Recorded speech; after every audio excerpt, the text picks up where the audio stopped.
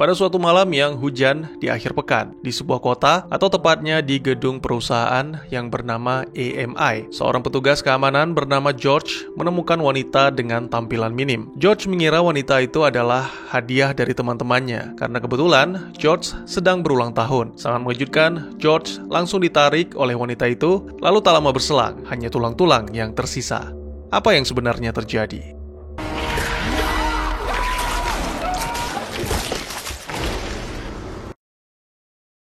Ya, itulah ya, sepenggal kisah pembuka dari film yang akan saya ceritakan. Berjudul Office Invasion, sebuah film yang rilis di tahun 2022. Disutradarai sekaligus ditulis oleh Gareth Croker dan dibantu oleh Fred Wolmarans, serta dibintangi oleh aktor dan aktris yang tentunya tidak perlu kalian pertanyakan lagi, karena saya tidak kenal. Baik, selamat datang dan selamat berjumpa kembali bersama saya Teguh Gusto yang juga tidak terkenal. Mari kita kenalan. Maksud saya, mari kita lanjutkan ceritanya. Film dimulai dengan menampilkan 1 bulan yang lalu, tokoh utama kita yang bernama Sam pagi itu dihubungi oleh salah satu anggota gangster Cina, memberikan sebuah penawaran yang sangat menggiurkan demi menjalankan proyek pengobatan kanker anak-anak di seluruh dunia. Namun sangat disayangkan, Sam menolak tawaran mulia tersebut karena kesetiaannya terhadap perusahaan. Sam adalah salah satu staf geologi di perusahaan AMI, atau selanjutnya kita sebut EMI. Merupakan sebuah perusahaan yang menambang vulkanoid, logam cair yang mirip dengan air raksa. Tapi zat ini sangat aman dan tidak beracun. Itulah mengapa vulkanoid sangat berharga. Masalahnya, kini EMI sudah tidak bisa lagi memenuhi permintaan pasar karena benda itu semakin langka. Tapi setidaknya mereka telah berusaha dan sejauh ini semua masih berjalan. Sampai akhirnya bencana dimulai di hari itu. Perusahaan EMI diambil alih oleh Melusi, seorang pria yang dijuluki sebagai iblis.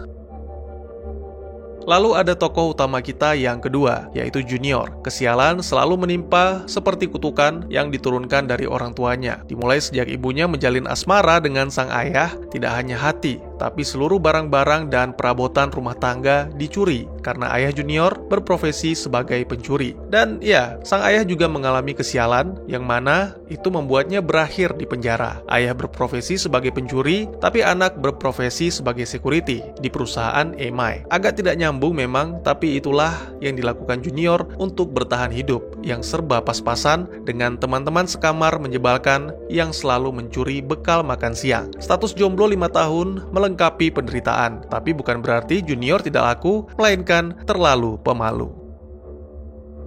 Tokoh utama kita yang ketiga adalah Prince, staf keuangan dan marketing yang juga di perusahaan EMI. Hampir setiap harinya, Prince selalu terlambat. Tapi bukannya tanpa alasan, Prince sangat membenci pekerjaannya. Satu-satunya alasan Prince masih berada di sana adalah memenuhi syarat untuk menerima dana perwalian, yaitu bekerja selama 5 tahun. Hari itu Prince masuk lewat toilet, bertemu dengan rekan kerjanya yang agak dungu, bernama Sean. Tak lama kemudian, sang atasan kembali memergoki Prince. Wanita itu bernama Colin. Ocehannya sangat pedas sehingga membuat Prince merasa marah dan langsung mencabut serta menggenggam erat jantung Colin. How's this for a heart-to-heart? What do you have to say now, Colin? Tapi itu hanyalah imajinasi. Prince hanya seorang pengecut, bahkan tak bisa berkata-kata ketika dituduh kencing sembarangan dan dipaksa untuk membersihkannya. Padahal sebenarnya itu adalah kencingnya Sean. Beberapa waktu kemudian, masing-masing dari tokoh utama kita menghadiri rapat penting. Rapat yang dihadiri Sam dan manajer lain dipimpin oleh Melusi. Dengan penuh semangat, pria itu menjelaskan visi dan misi yang mengarah kepada kemajuan, lalu memberikan pertanyaan-pertanyaan ambigu yang benar atau salahnya hanya dia dan Tuhan yang tahu. Peraturan pun dibuat, makan siang gratis akan dihapus demi menghemat pengeluaran. Lalu ada peraturan mengenai jam kerja yang disebut dengan EMI Time, di mana 1 jam sama dengan 90 menit. Dan yang terakhir, demi memenuhi permintaan klien yang sudah tertunda selama 5 bulan, Melusi akan mencampur 50% vulkanoid dengan 50% bahan oplosan yang tidak disebutkan namanya. Tentu saja Sam menolak, karena itu akan mengubah kandungannya yang mana akan sangat berbahaya. Namun apa mau dikata, atasan selalu benar, dan jika menentang, maka pekerjaan yang akan menjadi taruhan.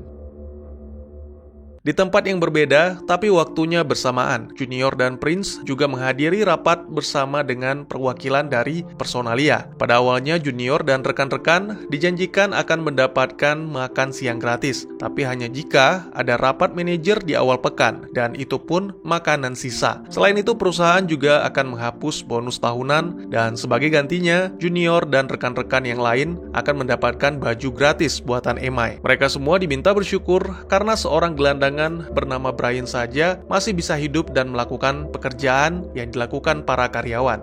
Sedangkan Prince dan para staf marketing tidak akan difasilitasi laptop, tapi diganti dengan komputer tua. Selain itu, para staf marketing dituntut untuk lebih dekat dengan customer. Masing-masing dari mereka mendapatkan boneka balon yang akan dibawa kemanapun dan kapanpun sebagai pengganti customer.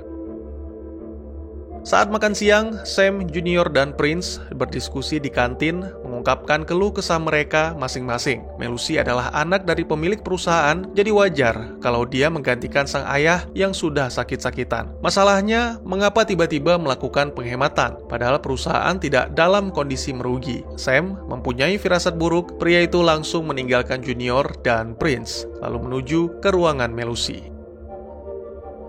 Saat ditemui, ternyata Melusi baru saja selesai buang hajat dalam tanda kutip sambil sarapan bubur yang mana juga dalam tanda kutip. Kini, pria itu tertidur lelap di tengah-tengah jam kerja dan sepertinya tidak senang dengan kehadiran Sam di sana. Tanpa basa-basi, Sam langsung menanyakan apakah Melusi ingin membuat perusahaan terlihat untung demi meningkatkan harga, karena jika itu benar, maka tujuan Melusi yang sebenarnya sudah jelas adalah menjual perusahaan. Melusi pun semakin marah, lalu dia mengusir Sam karena menyinggung tentang sang ayah.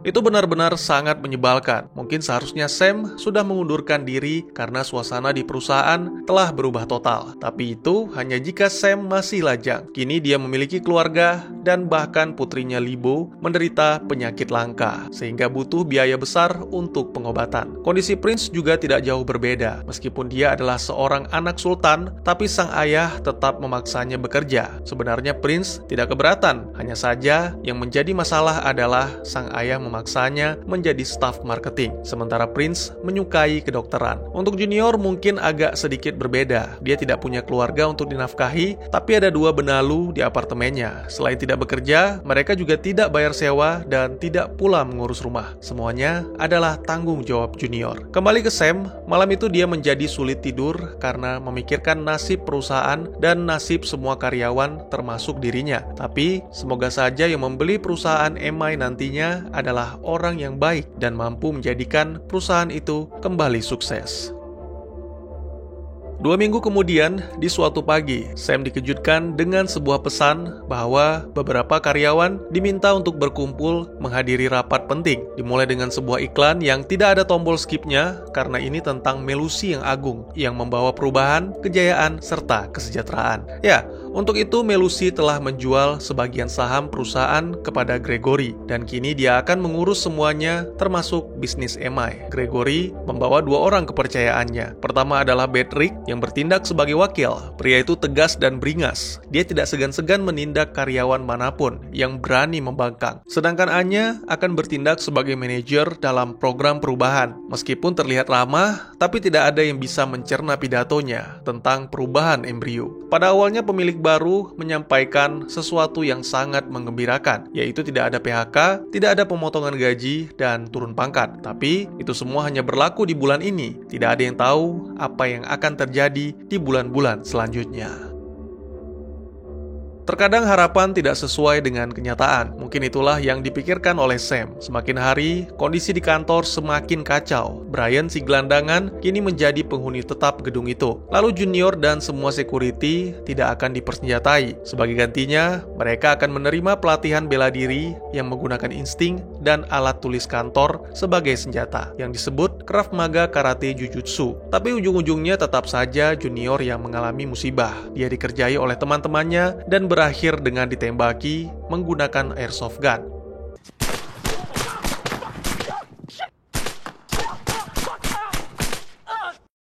Ditambah lagi, jam kerjanya dipotong menjadi 3 shift per minggu karena bertindak memalukan. Sedangkan Prince, sepertinya pria itu tidak bisa diselamatkan lagi. Meski sang ayah adalah salah satu klien terbesar, tapi atas izin Bedrick, Colin memberikan sebuah hukuman yang menyiksa psikologis Prince, yaitu menjaga, mengawasi, dan menghitung waktu orang-orang yang masuk ke toilet. Namun itu semua belum ada apa-apanya dibandingkan dengan yang dihadapi Sam. Mendadak, jaminan kesehatan keluarga karyawan dicabut. Tentu saja Sam tidak bisa menerima, namun Gregory malah menyarankan Sam agar membawa putrinya ke pengobatan tradisional yang menggunakan tumbuh-tumbuhan. Itu benar-benar membuat Sam hilang kendali, sehingga mengakibatkan dia dipecat.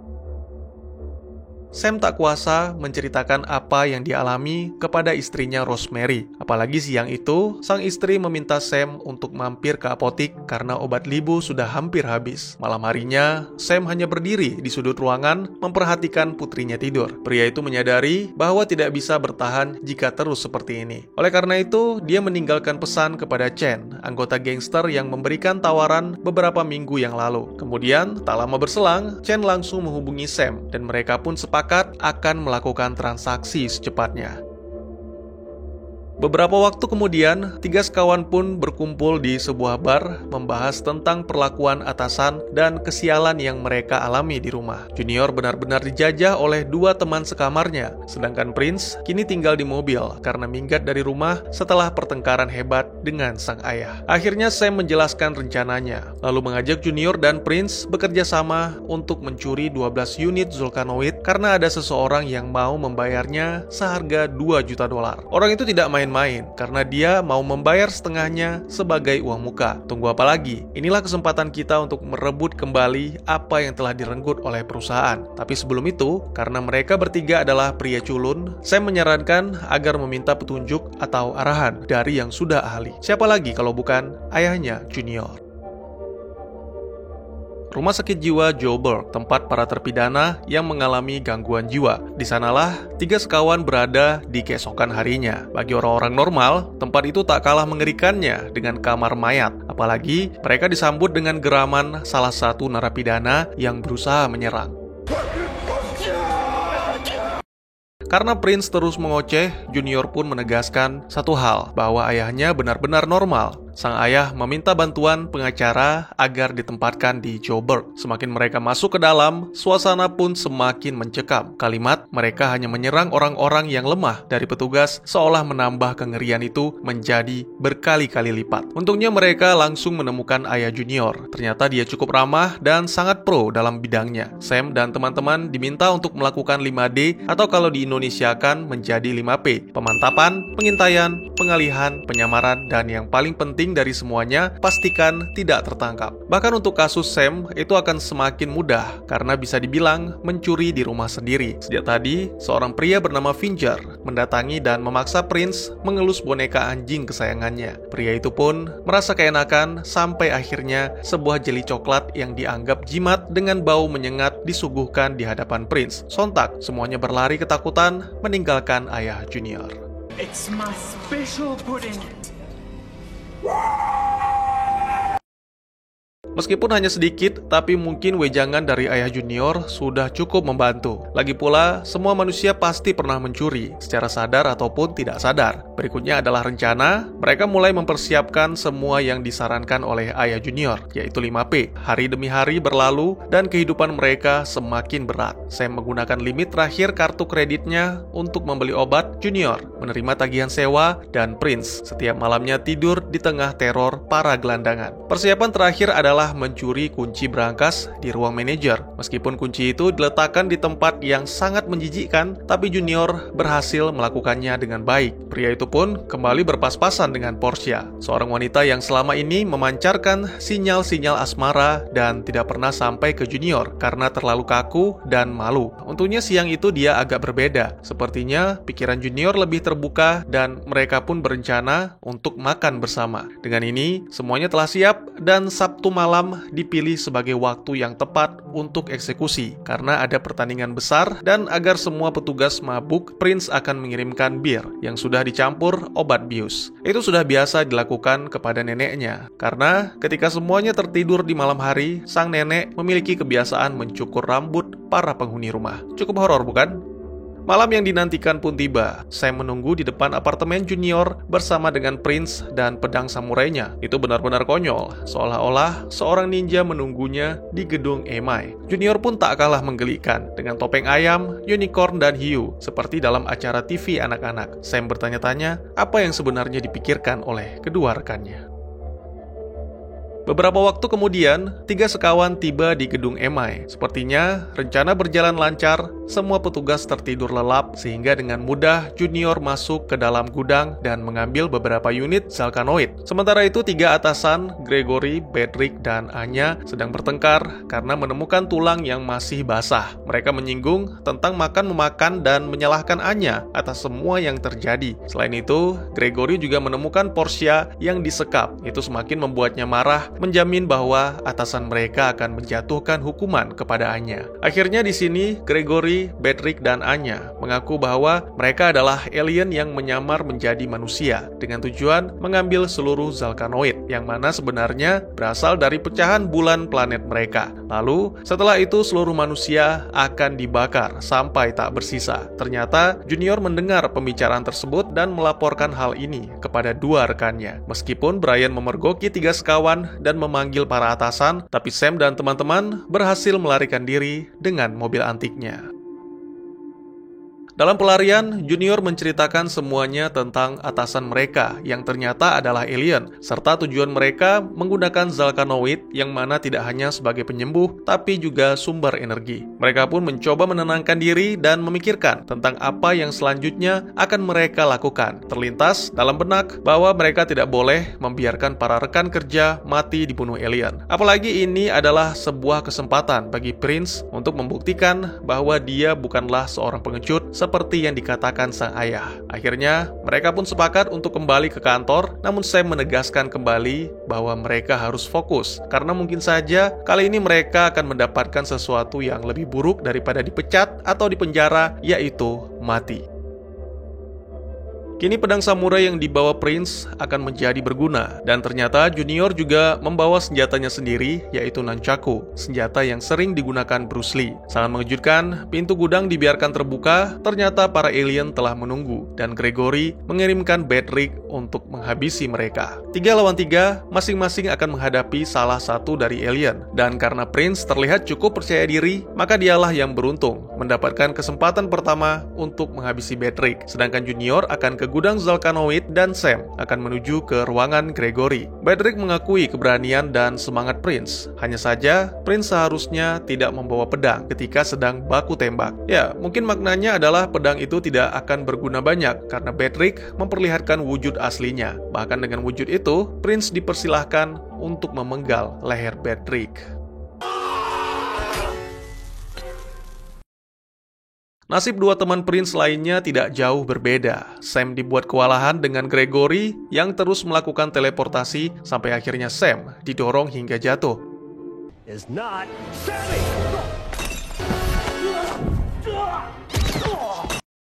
Sedangkan Junior diperdaya oleh Anya dengan berpura-pura menjadi Portia, lalu ketika lengah, sebuah hantaman dari tangan monster langsung membuat Junior tumbang.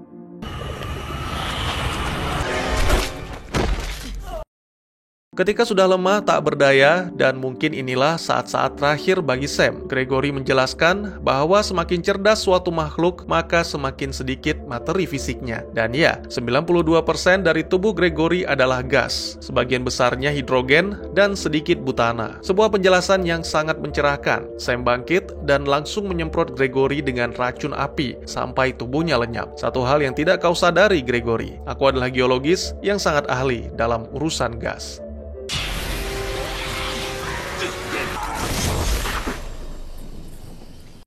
Hal yang sama juga berlaku kepada Bedrick dengan racun api. Sam berhasil menyelamatkan Prince dan juga Junior yang nyaris dimakan oleh Anya, si pelahap.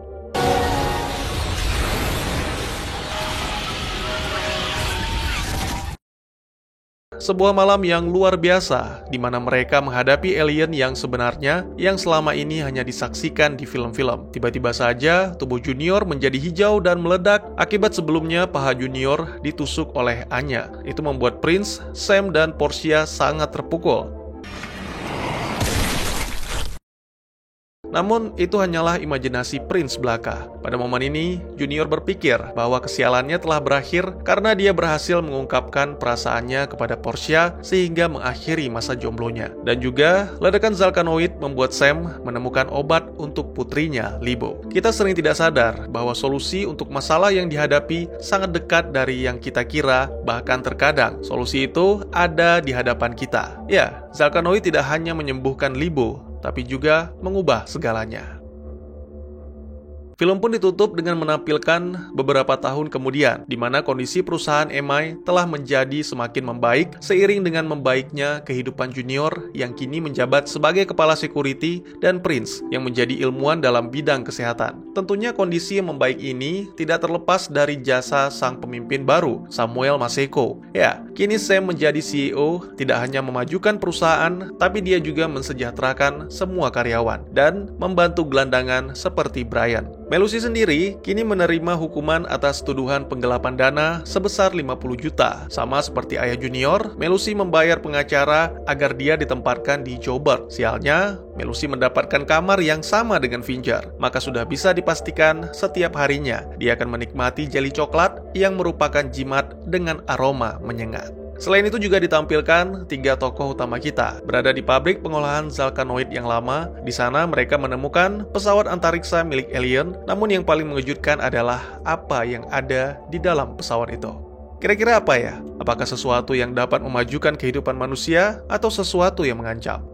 Dan tamat. Film apa sih ini? Nggak jelas. Film jelek kok dibahas. Oh, sabar bang. Jika teman-teman mengharapkan invasi alien seperti War of the World, Independence Day, dan lain-lain, maka siap-siap kalian akan kecewa. Karena film ini sama dengan film Don't Look Up yang bertema fiksi ilmiah satir. Hanya saja lebih spesifik ke suasana di lingkungan kerja. Dimulai dengan menampilkan suasana yang damai dan tentram. Meskipun perusahaan tidak untung besar, meskipun karyawannya tidak mencapai titik sejahtera, tapi minimal mereka bahagia untuk bekerja di sana dengan suasana seperti itu. Tokoh utama kita ada 3 orang dan masing-masing mencerminkan jenis-jenis karyawan pada umumnya. Saya mencerminkan seorang bapak atau suami yang memiliki tanggung jawab. Dia adalah karyawan yang sehat dan bijak, karyawan senior, karyawan yang sudah lama bekerja di sana, mulai dari susah sampai senang dan cukup nyaman dengan fasilitas tunjangan kesehatan yang diberikan perusahaan.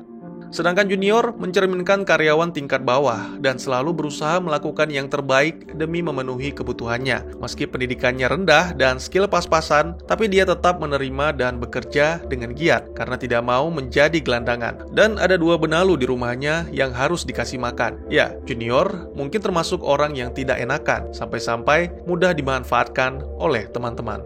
Yang ketiga adalah Prince, bukan mencerminkan tingkatan, tapi lebih ke pekerja yang tidak sesuai passion. Orang-orang ini biasanya kalau kerja itu ogah-ogahan, seperti sering terlambat, dan setiap harinya mengeluh hal-hal sekecil apapun, tidak peduli benar atau salah, karena keberadaan dia di sana memang suatu kesalahan. Ya, semua karena terpaksa, karena dia tidak punya pilihan.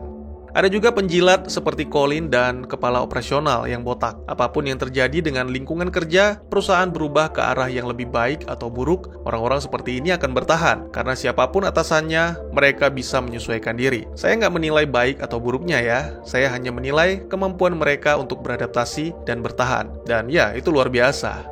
Sean atau Knobface. Kalau saya pribadi melihat karakter ini sebagai karyawan yang sok tahu dan ingin selalu tampil. Biasanya karyawan seperti ini akan terus muncul ketika ada rapat tapi dengan pertanyaan-pertanyaan yang tidak penting atau bahkan tidak nyambung dengan pembahasan. Dia juga suka mengadu, tapi bukan untuk suatu kepentingan, tapi lebih ke keceplosan. Saya yakin teman-teman yang sudah bekerja pasti sering menemukan jenis-jenis karyawan seperti di atas. Tapi ada satu hal yang menarik dari para karakter utama, mereka berteman lumayan dekat, tapi tidak saling memanfaatkan, apalagi memanfaatkan jabatan temannya yang lebih tinggi. Ini sebuah poin plus. Lalu tiba-tiba saja semua berubah sejak datangnya Melusi, anak dari pemilik perusahaan. Penghematan dilakukan dan karyawan diperas habis-habisan untuk bekerja lebih giat agar bisa mendatangkan keuntungan berlipat ganda. Dan ini adalah keputusan sepihak, meskipun katanya rapat, diskusi atau apalah itu, tapi pada kenyataannya tidak ada satu pendapat karyawan pun yang didengar. Saya yakin pasti tidak sedikit di antara teman-teman yang pernah mengalami hal ini.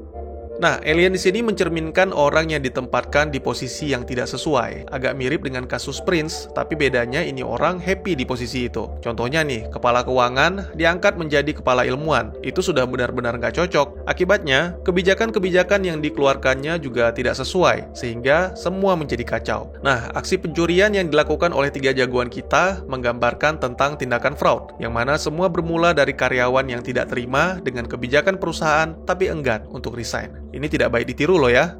Lalu di bagian terakhir, yaitu kesuksesan, adalah orang-orang yang berhasil keluar dari masalah dengan menciptakan sesuatu yang baru dan bisa memajukan hidupnya.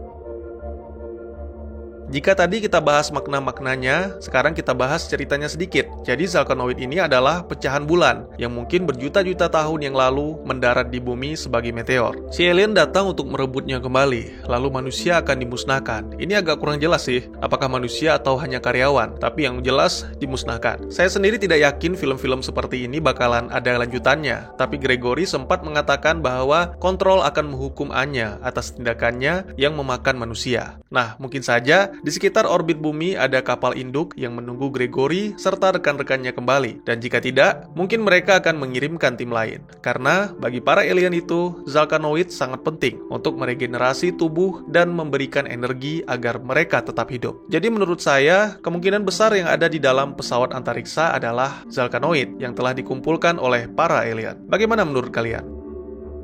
Mungkin segitu dulu teman-teman, saya bukan orang pintar atau sok tahu. Silakan jika teman-teman punya pendapat sendiri atau jika ada pertanyaan dan ingin berdiskusi, bisa langsung tuliskan di kolom komentar. Dan jika teman-teman ada film lain yang ingin kita bahas, juga bisa ditulis di kolom komentar atau silakan DM ke Instagram saya di @tegugusto. Insya Allah pasti akan saya baca. Mari kita jadikan kolom komentar sebagai sarana penambah wawasan dan menciptakan jalinan persaudaraan, bukannya malah menjadikannya sebagai tempat pembulian sehingga menciptakan permusuhan.